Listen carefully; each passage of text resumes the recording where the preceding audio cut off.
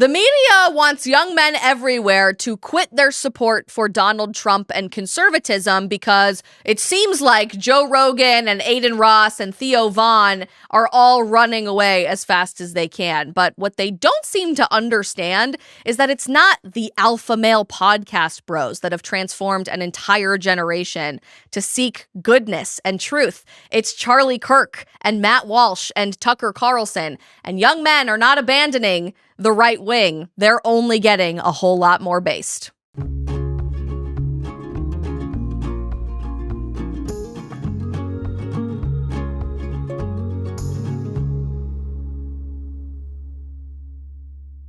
Scrolling through the Twitter sphere, as one does, to figure out what's going on in the world this week, I came across this news story from the worst, Rolling Stone, who has published this new story about the manosphere and all of the podcast bros supposedly turning against Trump and abandoning MAGA despite all of their efforts on the campaign trail. The headline for this was really shocking to me and genuinely is not indicative at all of reality, which we'll unpack here for a few minutes. But Rolling Stone says that the manosphere influencers who boosted Trump are now cooling on him. Creators like Theo Von and Adin Ross are starting to distance themselves from the president that they helped propel to the White House. Written by a woman,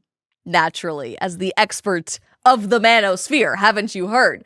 This article is weirdly nondescript about how these people are the face of MAGA conservatism. This is a really long, basically hit piece against Donald Trump, trying to weave in Joe Rogan and Andrew Schulz and Theo Von and Adin Ross. But they write about this specifically, insinuating that these four specific people are now indicative of the entire country cooling on Trump.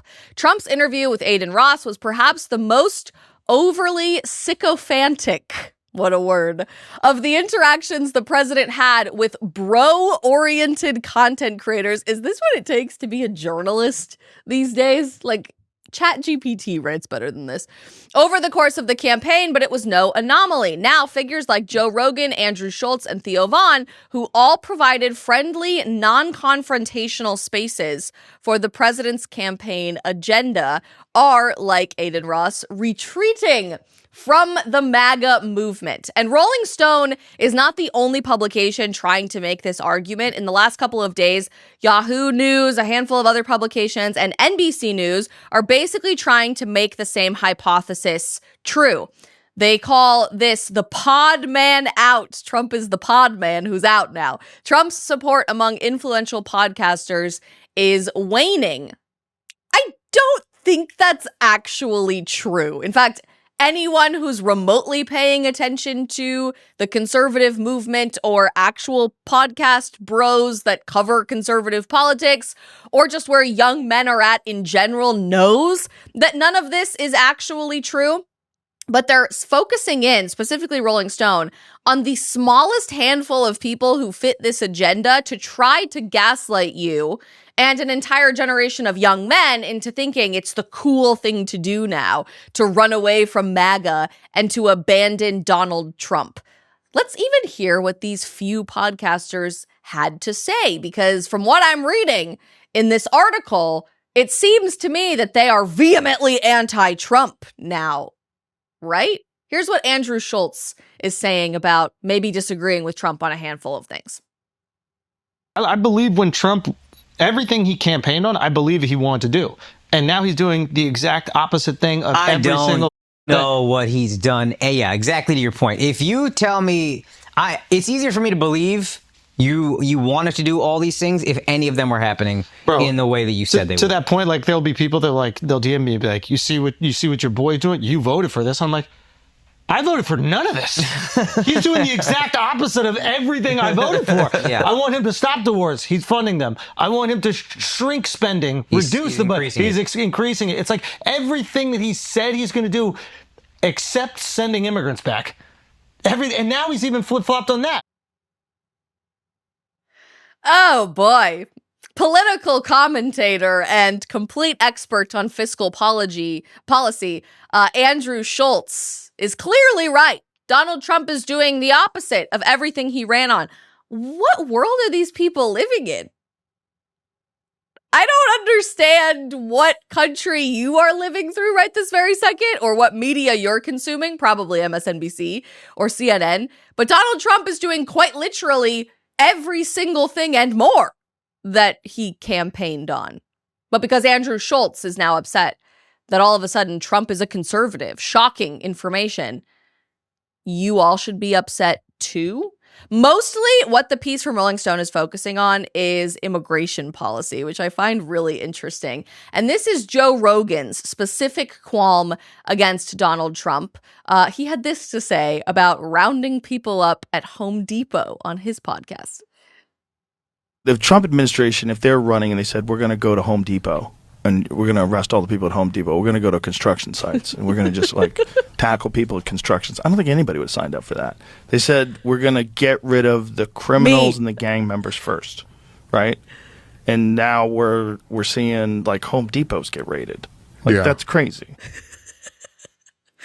Not to be crass, are we shocked that we're raiding a Home Depot? I mean, this has been like an open secret for a long, long time, right? I feel like I'm being gaslit into being the crazy one now. Of course they're raiding Home Depots. And Adin Ross in particular is just embarrassed that he ever got involved in politics to begin with. And this is the message that all young men need to take away from the podcast bros, that it was a mistake for any young man to even care about this to begin with. Listen to this. I had a call with someone in my team. Can I tell you guys something? Now that I look back on it, I really, really wish I never got into like politics.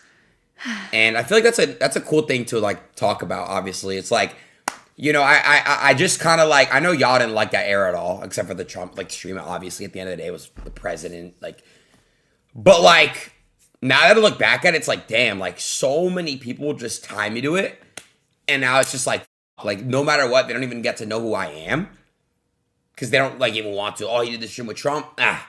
You get what I'm saying? Like, and I really, really understand other people's side. And as I'm getting older, I'm just like seeing like, I just don't think I'll ever care enough again for any other politician ever in the future. Just because it's like, at the end of the day, bro, like humans, we're all humans, you know? And it's. We are all humans. But I just won't care. You just shouldn't care. No one should care. I don't think that that's hitting the mark, period, at all with this generation and with where the country is at. So using twisted, specific sound bites from 4 different podcasts, now the media is doing everything they can to think that you should also be following the same abandoned ship pipeline of MAGA conservatism. I find it really, really interesting and personally fascinating that the media is immediately pouncing on these few clips and specific people to create this web of concrete evidence that young men are universally abandoning ship, to abandon conservatism, to abandon MAGA, to leave Trump behind, and to sprint back to the left.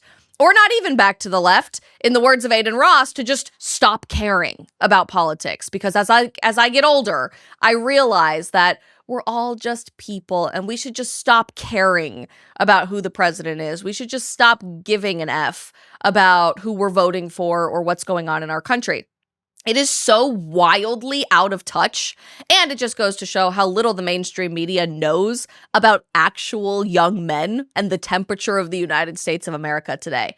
Newsflash, Rolling Stone and company, Adin Ross and Andrew Schulz and Theo Von and Joe Rogan never once claimed to be conservative, let alone identify themselves as the face of the conservative movement, the poster child for MAGA. They literally just had Trump or Vance on their podcast once and sat in the audience at the inauguration. That's it. That's all they did. The line from that to MAGA is like saying Bernie Sanders or AOC was sitting in the audience at the inauguration, and therefore Bernie Sanders is now the MAGA apologist for the United States. And on that note, literally, Joe Rogan has previously outwardly supported Bernie Sanders for years. This is not new information, but the media is so shocked to discover that Adin Ross and Theo Von and Joe Rogan and Andrew Schulz, people who never once claimed to be conservative, are now not conservative. It's mind-blowing how wildly out of touch these people are. It is wild to me how we've been told that vegetable oils like canola and soybean oil are the healthy choice when actually seed oils are the enemy, people. They are highly processed industrial products. For thousands of years, people have been cooking with natural fats like beef tallow, lard, and butter. But somewhere along the way, we've allowed ourselves to be convinced that these are suddenly dangerous for our health. What really bothers me is learning that many of these seed oils were originally developed for industrial uses. Canola oil, in case you didn't know, actually started as machine lubricant during World War II. And now that I have a baby, I am even more intentional about what I bring into our kitchen. We have switched to cooking everything in grass-fed beef tallow. It's what our great-grandmothers would have used, and honestly, it makes everything taste that much more incredible. It feels so much better knowing that my family has something to cook with that's actually been part of human nutrition for generations instead of just repurposed industrial byproducts. Plus, beef tallow is packed with fat-soluble vitamins, minerals, and healthy fatty acids. If you are ready to go back to basics, just like our family is, you can give Golden Age beef tallow a try. Go to goldenagefats.com/Isabel and use code Isabel for 25% off your offer. That's goldenagefats.com/Isabel and code Isabel for 25% off your first order. Steven Crowder tweeted out this article and the headline from Rolling Stone, and then provided a little bit of his own commentary, which I thought was really interesting. So I'll pull that up for you here. The manosphere, he said, isn't turning on Trump. The people that are turning on Trump never had a conservative bone in their bodies. They never claimed to be conservative. And also, these people never had the stomach to do what is needed to actually fix America. We can't let up. Great take. I totally agreed with this take when he tweeted it out. But the responses to Steven Crowder's tweet were really telling to me about just how far the media is missing the mark. This person says, yes, Theo Von and Adin Ross, the backbone of the right-wing movement. MAGA is finished. It's done. Pack it in. Donald Trump, you might as well just vacate the White House now because your biggest apologists on planet Earth, Theo Von and Adin Ross, are upset with how you're handling, two policy issues.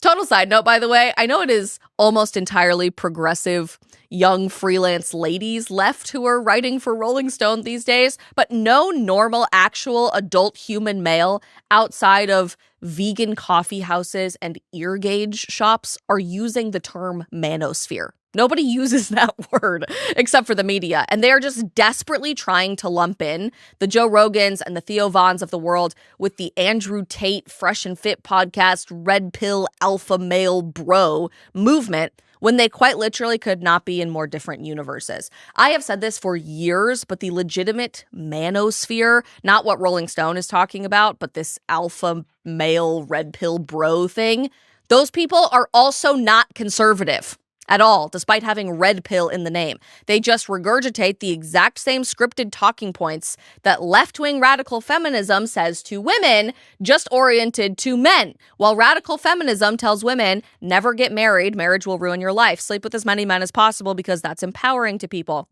Your career should be the number one priority in your life. Children are going to hold you back and destroy your image and reputation. The red pill bros are also saying that to men, that women only steal all of your money through marriage, so don't even bother getting married. The only way to exert your dominance as an alpha male is to have children with as many women who are unrelated to each other as humanly possible, like spread your seed or whatever crap they're spreading on the internet these days. Make sure that you don't have to pay child support or alimony because that takes away your identity as a male, and the only thing you should be spending money on is not your wife and children, it's buying the 6th Lamborghini sitting in your garage from your ridiculously high-paying corporate job that sucks your soul out. It's the exact same thing. And there is nothing conservative about either male podcasters not in the manosphere, a la Theo Rogan and Theo Von and Joe Rogan and Andrew Schulz and Adin Ross, people who just like were interested in interviewing Trump but don't talk about politics, or the legitimate manosphere. Anyway, side note for another time, but we'll get back on track here. What Rolling Stone and NBC News or anyone in the legacy media apparatus is totally missing the mark on and doesn't seem to get at all is that if there is any frustration at all with the Trump administration among young men, it's not that they're abandoning conservative principles. It's that young men are frustrated that the Trump administration isn't doing enough to bring to life the conservative agenda. Like, do more, please. This was also one of the responses to Steven Crowder's tweet from Matt Graham. He says, our problem is that Trump isn't doing enough, not that he is doing too much.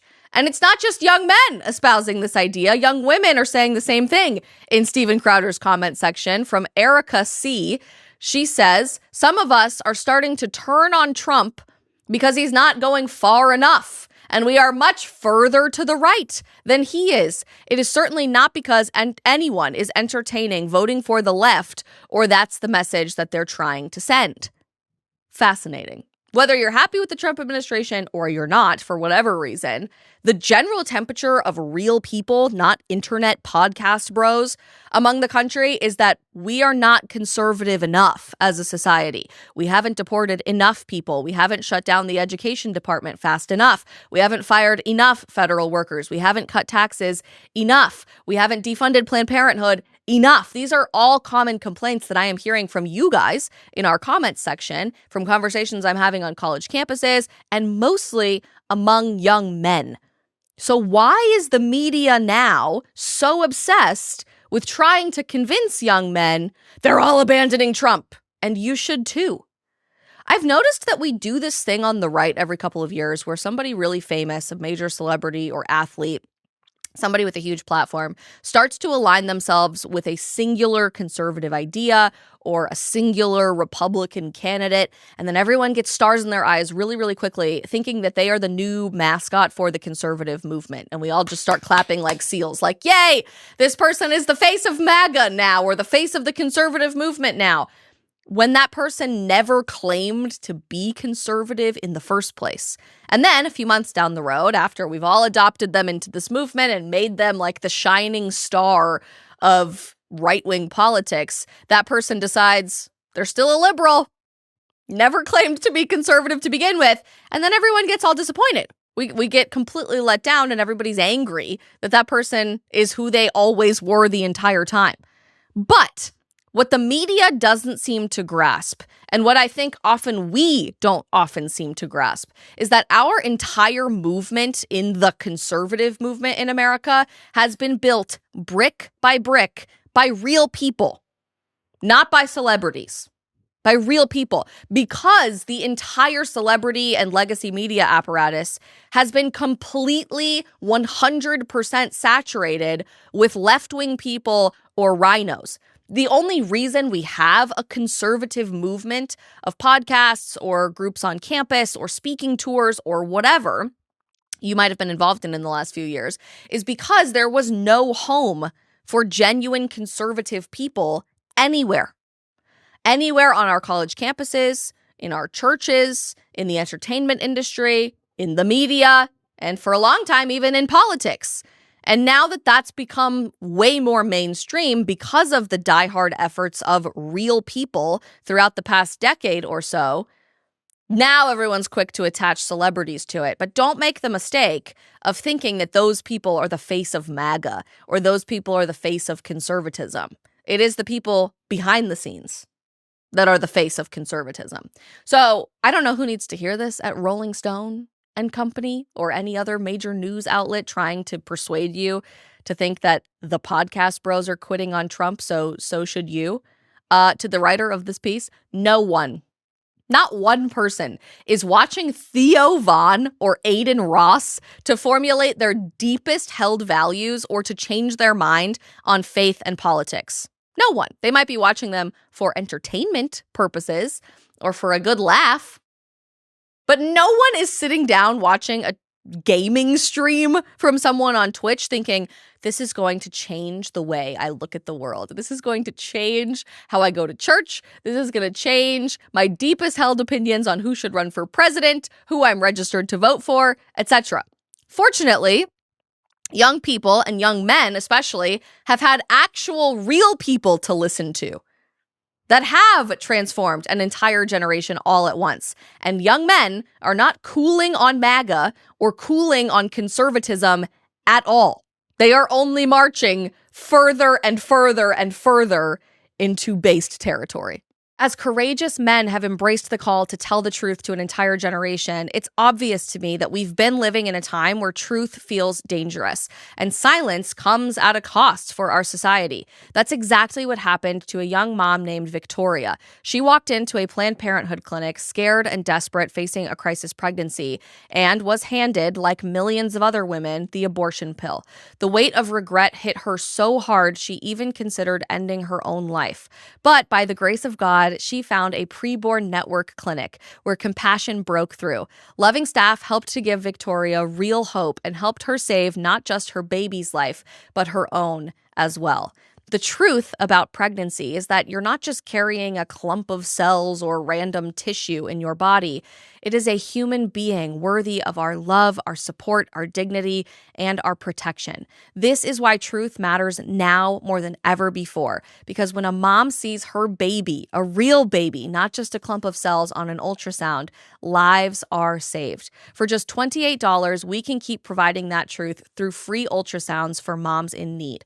This is your chance to make a difference that echoes into eternity. Will you pick up the call? Pick up your phone and dial pound 250 and say the keyword baby. That's pound 250 baby. Or you can donate securely at preborn.com/Isabel. That's preborn.com/Isabel for just $28 to provide an ultrasound to a mom who needs to meet her baby. You can do it now, today, because life and truth matters. The Adin Rosses and Theo Vons and Andrew Schulzes of the world may not be influencing the values of young men en masse to change an entire generation. But that's okay, actually. And we don't need to be freaking out when the next negative headline from Rolling Stone magazine tries to convince you young men are abandoning ship. Actually, it's fantastic that those are not the people influencing the values of an entire generation, because for the last decade, there have been real people changing values for young men. I can't even believe this needs to be said again because it's so obvious, but this is how completely oblivious the media actually is that we need to spell it out for them on a silver platter. It is no surprise or secret that young men are becoming overwhelmingly based. I wrote a book about this over a year ago. My book, The End of the Alphabet, How Gen Z Can Save America, came out in March of 2024. We went on every major news outlet possible, every radio station, every podcast, every TV network, and even conservative media was like, yeah, that's a nice pipe dream that Gen Z is so conservative, but when pigs fly, I guess. And then we all saw the avalanche of support from young people, mostly Gen Z men, that decisively delivered a victory to Donald Trump and overwhelmingly is reshaping the face of conservative politics in America. All of that has been happening for a very, very long time, this shift generationally back to the right. And it is all because of real people who simply had the courage to tell the truth to young men.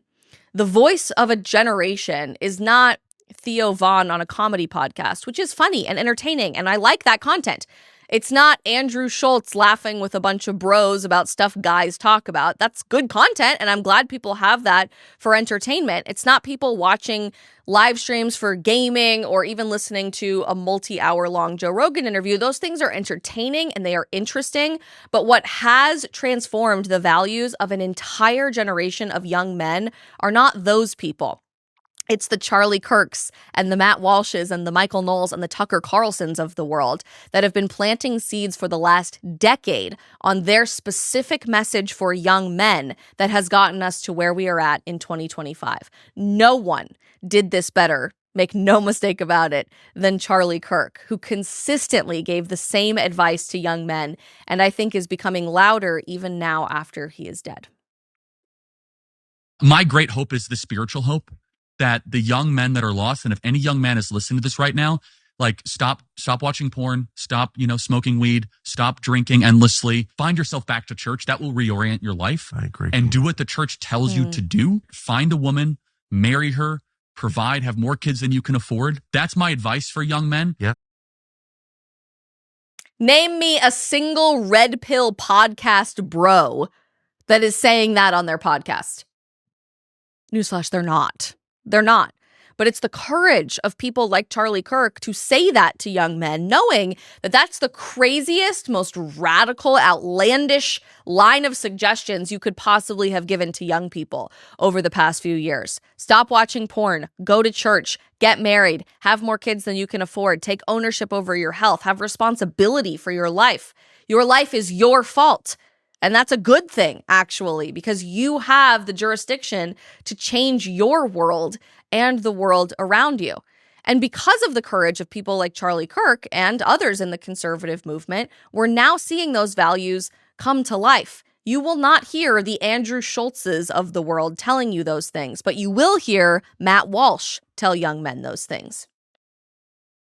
But in general, we have to encourage, as much as we can, encourage young people to, especially young men, to be bold and to go out into the world and get married and have kids. And even though there are a lot of risks involved, there are more risks today in doing that than there would have been for our grandparents. There are more risks than there should be.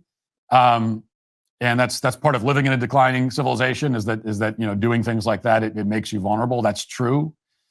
But especially when you're young, like that's a time for risk taking, for intelligent risks. For that we don't want to be reckless with our risks, but taking intelligent risks and going out and getting married and starting a family. It is a risk, but it's a smart risk, and it gives meaning to your life, because I think that's a lot of what we're missing. A lot of what feeds this is there's a collapse in meaning. People they don't know where to look for meaning and for purpose in their life. How can you find meaning or purpose? Live boldly, take risks, do what everyone is telling you not to do. Don't just follow along with what's popular. Be radically countercultural. And when people tell you not to get married, go get married anyway. When people tell you not to have children because it's destroying the planet or taking away from your bank account or making you set up to have to pay alimony for the rest of your life and child support, go have more children than you think you can possibly afford. That's not the manosphere. That is the young male revolution that we've seen play out in the last few years. And it's not just podcasters. Look at athletes like Harrison Butker giving similar advice to young men. I'm very passionate about encouraging men to be courageous, to not be afraid to be the leader. It's something that we struggle with, I think, a lot of times, to go outside of our comfort zone and to say, you know what, God has called me to be a leader and to lead by example. I'm going to lead my household, and I'm going to lead outside the world when I'm evangelizing. So that's something that I'm very passionate about. Be a leader. Be courageous, practice virtue, lead yourself, lead your family, lead your world. God, I'm so grateful that we have courageous voices like this, because this is what is transforming society day by day by day. I didn't remember this until recently, but way back when in 2018, when I was an intern in the Trump White House, as a college student, they did this little mini speakers series for us as White House interns, where they brought in senior cabinet officials or senior staff at the White House to talk to us about leadership skills or career development, and just helping to get our feet in the right direction as we graduated from college and moved beyond this internship, hopefully to take on new jobs in government like many people did. And randomly, in the midst of all the cabinet secretaries coming to talk to us and really high people in the administration, the White House internship program in 2018 brought in Tucker Carlson for an afternoon. I don't even know if he remembers that he did this, but I was sitting in the audience, and he brought the White House brought him in to talk to about 150 White House interns about his advice for their career and how they can use this experience to propel their generation moving forward, to all of us new Gen Zers in college and taking on the world by storm as we grew up. And I had forgotten that he said this until I was prepping for today's episode. But back then, in 2018, Tucker upset a lot of people and ruffled a lot of feathers because he looked at all of us White House interns that had the world by the horns and were ready to storm into battle for our careers, ready to serve our country in a career sense, in a job sense. And he said, honestly, nothing that you are being told in the speaker series matters. It doesn't. You're going to have a great job and you're going to have a great career, sure, but like everybody's going to tell you that. None of that actually matters in the grand scheme of your life. The only thing that matters, the only thing is that you go home, you go back to college, you get married as young as humanly possible, way before you think you're ready. You have like 5 kids when you know you can't afford it, and you raise them in value and in virtue. And I remember hearing so many snickers and laughs and people being like, what the heck is this guy talking about? This is insane. This is supposed to be career development for Gen Z. But Tucker got it back then, and he still gets it even now. This is the message that is resonating with young men today. Last piece of advice for young people: get married. Yeah, get married and have a ton of kids. I mean, get married when you're too young, have more kids than you can afford, take a job you're not qualified for, live boldly, stop getting high, stop doing anything that blurs your vision or makes time go faster. You're going to die before you know it. Don't waste a second. That's the sin, is living thoughtlessly and wasting time. It's the one thing you can't get back. You're going to die before you know it. Ooh, I thought I was done crying about this. I can't believe he said that to Charlie quite recently. I think that was at one of the conferences in the last few months. Wow. Take ownership of your life. Stop getting high. Stop letting everything cloud your judgment and your vision. Wake up with a clear heart and mind every day. Get married, have children, be healthy, serve your community and your country. That is not the message of the manosphere or red pill bros. But it is the message that has successfully transformed, changed fundamentally an entire generation. It is God-fearing Christian husbands and fathers who are authentically sharing their stories that have inspired the masses. And ding, ding, ding, it freaking worked, by the way. Young men are more based than any generation in modern history. Not because they voted for Donald Trump, although that's a nice little feather in everybody's cap and something that we're still celebrating from last November.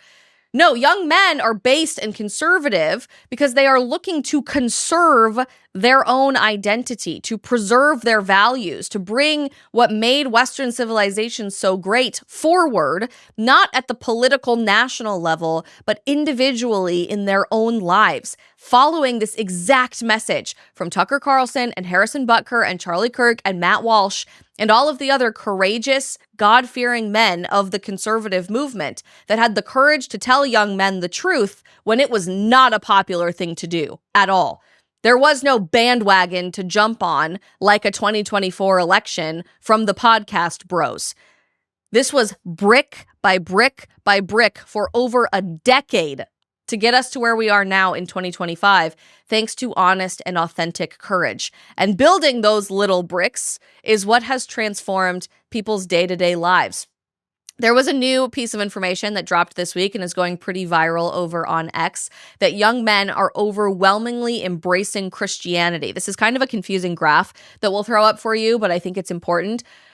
The state of the church, young people, especially men, are leading the culture shift towards Jesus. Gen Z, in dedicating their life to Christ, saying, I have made a personal commitment to follow Jesus that is still important in my life today. Gen Z is up about 15 points from 2019 to 2025. Millennial men, out of nowhere, are up 19 points from 2019 to 2025. And it's not just this graph. Bible sales are hitting record highs in our country. Church attendance, experts are saying, is up more than 15% just in the last month since Charlie's death. Countless mass baptisms are happening from the hearts of our college campuses. Football players at places like Ohio State have religion podcasts. This is a movement that, of course, is transforming the tapestry of our society, but you're not going to hear it on the podcast bros conversations. You're not going to hear it from the manosphere or the red pill alpha male thing. These are real people transforming our society, and the media is completely ignoring it. Outside of religion and faith, political priorities are dramatically changing among young people as well. You guys might remember this story going viral a few weeks ago, that Republicans are dominating among white Zoomers, which is fantastic. And I think we have another chart for you as well about how young people, young men, are overwhelmingly embracing marriage and children. This is from NBC News. It was a Decision Desk poll among Gen Z. What is important to your personal definition of political success? These are the political priorities among young people. People were talking about this a few weeks ago, saying that this was really bad because women who voted for Harris ranked being married and having children at the very bottom. But look at what happened for men. Young men who voted for Trump, which is overwhelmingly the majority of young men in this country. Number one priority for personal definition of success is having children. Number 4 priority, personal definition of success, is being married. Other polls have shown that for 18 to 29-year-old men, there is a 38-point margin ahead for young men agreeing with the statement, getting married is important to me. By a 20-point margin, young men say that they want to get married, not just someday, but they want to get married in the near future. There is a positive 63-point margin for young men saying owning a home is important to them, building your family's story in the United States, and a positive 37-point value among young men in America, age 18 to 29, not 45, 18 to 29, having children. None of that would be possible without the actual boots on the ground grassroots conservative movement that we've seen from the last few years. Even more shockingly, even Newsweek, even the mainstream media is being forced to admit that young men overwhelmingly want it to be more difficult to watch pornography. Gen Z men are turning against porn is a Newsweek headline from July of earlier this year. They found that 60% of young men under 30 want to make it more difficult to access illicit content online. That's not the manosphere. That's not the red pill bros. They would probably embrace some of that. That is real cultural conservatism, built over years by people who had the courage and fortitude to tell young men the truth. The media is ignoring it. And they genuinely believe that because a handful of male podcasters are saying they're upset with Donald Trump deporting people from Home Depot, which, by the way, can we deport some more people from Home Depot? Please? I'm begging you. Different conversation for a different time. That all young men everywhere are quitting MAGA conservatism. How ridiculously out of touch could these people be, even more than this? It is undoubtable to me that we are living in a cultural revolution that is happening and is entirely values-based in our society. Not because of the podcast bros, but because of the Charlie Kirks and the Matt Walshes and the Michael Knowleses and the Tucker Carlsons of the world. And this is what is going to change America. I don't think people grasp the severity. Gosh, it's been 4 weeks today, hasn't it? That just hit me all at once. With what happened with Charlie Kirk's assassination, politically speaking, and what this means for the future of our society. Charlie Kirk already was the most important conservative political figure or voice for Gen Alpha and Gen Z men, and even for younger millennial men as well. No one had the societal finger on the pulse like Charlie did when it came to what young men were looking for, what they needed to hear, and what it was going to take to transform this entire generation. This generation already spent the last few years saying enough is enough. And I don't think the world is prepared for the unleashing of courage that we are about to see from young men and women alike now after his death. What I think we can expect in the coming months is a cultural renaissance of faith in God, of pride in America, and the pursuit of objective truth. I think we're about to see a crusade, King Baldwin moment, for what is good and true and beautiful that is fearlessly led by young men, and we need it now more than ever before. I think we're going to see a lot more men like Nisa Powers authentically pursuing God. He is my current favorite creator by far on the internet right now, sharing his journey as a detransitioner and walking through his first few months as a Christian, sharing authentically this experience with his followers on social media. This is what we're about to see more of in America. Where are we? I've never seen this. I've just been really wanting to see a cathedral, and I think this checks the box, right? Yeah. You think it's open? Maybe. Aren't all churches supposed to be open? Yeah, I feel like all churches should have their doors open all the time. So we are at the most beautiful church I think I've ever seen. Yeah, I've never seen anything this extravagant. Wow, we found an open door. Oh, my St. Joseph. Hi. And I'll meet you by that first blue door. Okay. Thank you so much, Thank you, Mary. Mary. I'll be right there. Thank you. Perfect place for it. So excited. Wow.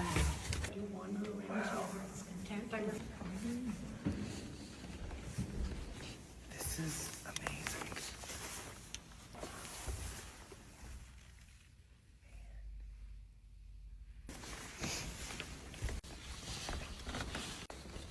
It's so beautiful. God is present here. Wow.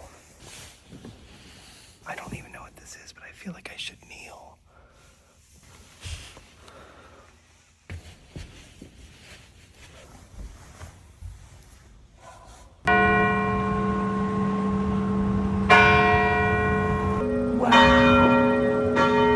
Okay, what'd you think of that? That was incredible. There's something about walking inside of a cathedral. Is that a cathedral? I think so, yeah. That's gotta be. If there is something more than that. I feel so at ease. Like, as soon as you walk in there, it's just like all your worries and everything just go away, as cheesy as that sounds, but it's serious. When I walk in, I'm like hit with this deafening reverence. Yeah. That just makes me want to literally bend my knee. Yeah. And praise God. Praise God, deafening reverence. Can you remotely have predicted in the last few years that we would be watching this person be one of the most effective evangelizers on TikTok? Millions upon millions upon millions of views. Someone who lived as a woman for, I believe it was 12 years. And instead is so moved by the awe and wonder of God that they find themselves kneeling before the Eucharist in a Catholic church, and millions of people seeing this happen in real time, resonating with it. This is where young men are at in America today, Rolling Stone. They're not running away from truth. They're not abandoning conservatism. They are running, sprinting, full speed ahead into the heart of conservatism, of tradition, of sacred honor, and reverence of God. That's what we're going to see more of in the next few months. We're also, I think, going to see a whole lot more unabashed pride in America from Gen Z, to a degree that we have not seen in generations. I have seen more American flags since Charlie died than I've seen in the last several years, even after the overwhelming mandate delivered to President Trump and the majority vote given to him by the popular vote last November. We already were seeing a huge resurgence of Americana and flags, but I've seen more in the last few weeks than ever before in my entire life. And I know that's only getting stronger for teenagers like these students at a public high school football game singing worship songs to Jesus and proudly waving the American flag.